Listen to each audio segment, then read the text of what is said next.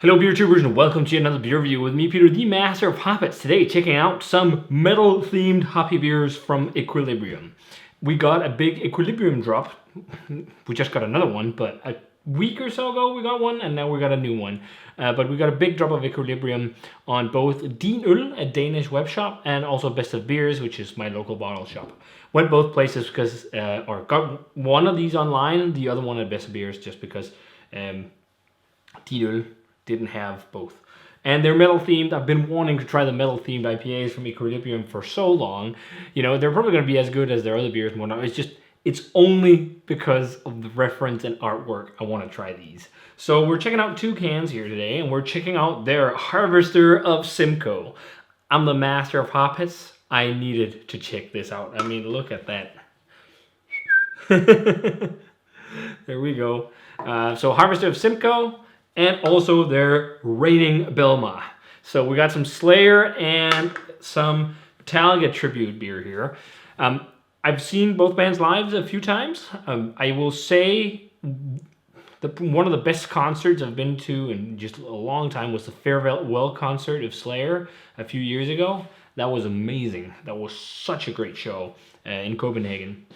Metallica I haven't seen live for a few years. I don't listen to much Metallica anymore. If I do, it's mainly old albums. My two favorites are, of course, Master of Puppets, which Master of Puppets, you know, where it originated, and also Ride the Lightning. I think I prefer Ride the Lightning a little bit more, but those are like my favorite Metallica albums. The newer stuff I'm not too keen on, but I do love Slayer. I think Slayer makes some fantastic thrash metal. So let's dive into these. Both of these are double IPAs.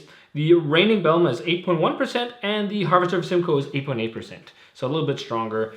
In terms of canning, this was canned in late February, so it's like 6 weeks or so. And this was canned early March. So this is around 4 weeks, I'd guess. The problem is the canning dates are a bit weird looking here. Here it says it was canned at the 18th, and here it says AR0121, whatever that means. But I just went from what I've seen on their Instagram page, where you can see what they're releasing. So Harvester of Simcoe is a Simcoe hopped double IPA, only Simcoe hops. I really love Simcoe. Simcoe can be great. Also in, you know, New England IPAs. Also just because it's not just, you know, over sweet and like, you know, it can give some brightness and dankness to an already sweet, juicy beer. And that's the hand select 2020 crop that they got to do. They hand selected 2020 crop of Simcoe at Equilibrium, and they got to, you know, have some really high quality Simcoe, and they showcase that in this beer. Then in reigning Belma, it's Belma hops, and they also added a touch of Citra to that one just to make the flavors a bit more complex. So I think I'll start with Harvester of Simcoe just because it's the oldest of the two, even though it's stronger. So let's give it a go here. Pour it out in the Craft Master one from Beer Dome, sponsor of the channel. I love this glass actually to use once in a while. It's pretty cool because it's kind of like you get the feel of a pint glass, but if you don't, you know, you just pour like this. It's great for aromas too. So pour is a very nice color. It looks like what you expect from an Equilibrium beer, hazy and bright yellow with just the slightest tinge of orange. I often find that a lot of Equilibrium beers, at least the older ones I've had, they're darker, and their profile were, you know, very similar to Treehouse, very juice-centric and yeast-centric. For example, like Sexual Fluctuation and whatnot, and MC Squared. But it looks a bit more brighter and almost looks like what they produce on the West Coast. Well, it would be cool if these are kind of West Coast-like, because, you know, Bay Area in California is where these bands originated from. So if they kick it a bit West Coast and old school as well, that would be amazing. We'll see. I haven't had these, and I don't know anyone who's had them. So let's check out the Harvester of Simcoe first.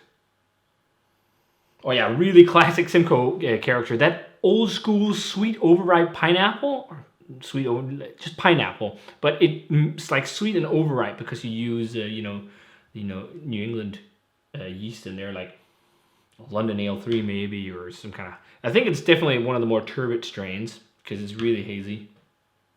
Man, it smells really good. Really passion fruity and pineapple-y, and it's like almost like grilled pineapple because it's like sweet. And then definitely also there's some dankness underneath. It's not like monkish level of dankness, but there's definitely some. And even like a little bit of a pine and resin. It does have a little bit of a West Coast flair, but not as much as, you know, a lot of West Coast haze. But it smells like a really nice New England IPA. Let's try it, guys. Cheers.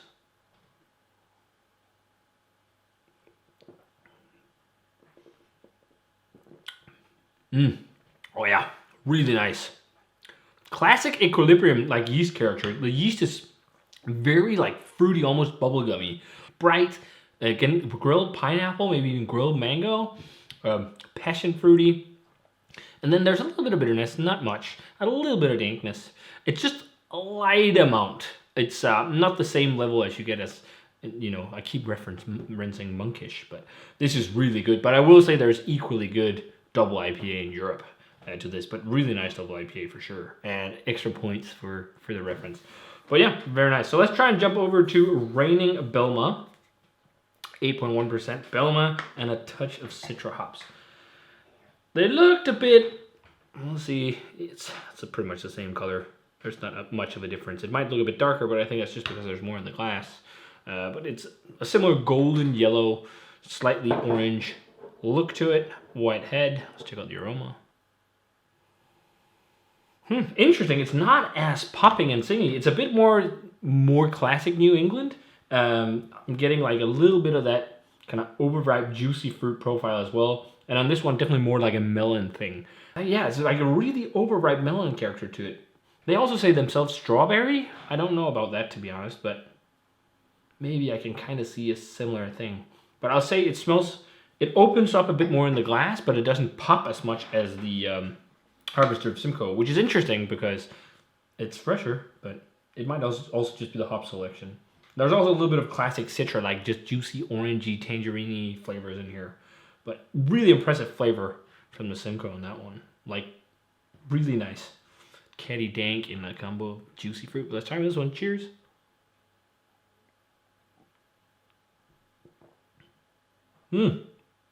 Super melon-like.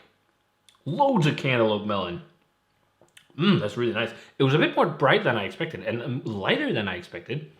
Maybe it's not like really caddy dank, by the way, but a bit dank. It's not like as crazy as West Coast beers. Overripe Wrigley's juicy fruit bubblegum. And then like this, yeah, overripe melon. A little bit of like really overripe papaya. It's not as like singy as a mango.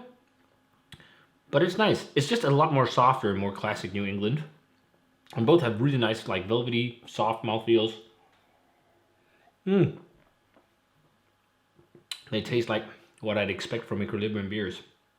This maybe has a little bit of a hop bite to it. It's super light compared to the other one. So I'm definitely going to give it to Harvester of Simcoe. I really like the melon flavor and everything of that, but I could just use a bit more vibrant brightness.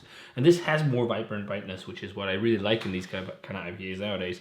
Like I was a bit fatigued with New England IPA, but that's because mainly like a lot of European brewers are doing these now, and a lot of them are. I definitely think like these are really good, but they're equally good European IPAs. And a lot of them, these New England IPAs, turn into, you know, a lot of like this overripe, gushing, juicy fruit. At least a lot of the stuff that's going on in Europe. But now we're starting to see people doing stuff more like Monkish. And I was a bit fatigued like with that stuff. And then we got that shipment of Monkish, and I'm all aboard the haze train again just because that fucking like crazy brightness. It's really nice. I like that in these kind of hoppy beers. But yeah, the winner for me is easily this one.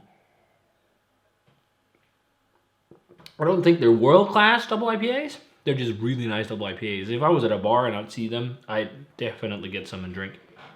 So yeah, as for ratings, I'm thinking a 93 on Harvester of Simcoe. I just like that popping, singy, bright, slightly dank character a bit more than this, which is just more overripe melon and overripe juicy flavor. Yeah, let's go like a 91. I feel like the mouthfeel is bigger on this too, but it also has a bit more alcohol, so it's probably got more malt than this.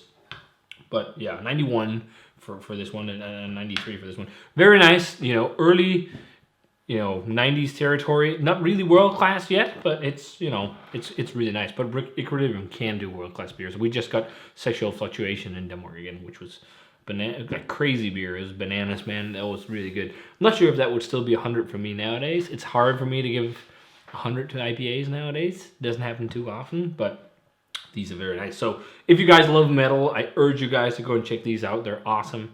You know, Equilibrium's Harvester of Simcoe and Reigning Belma. Really nice stuff. Again, don't go out of your way to get these, I'd say. They're very nice, but I wouldn't like trade or whatever for it. Maybe unless you're a metalhead, then I would.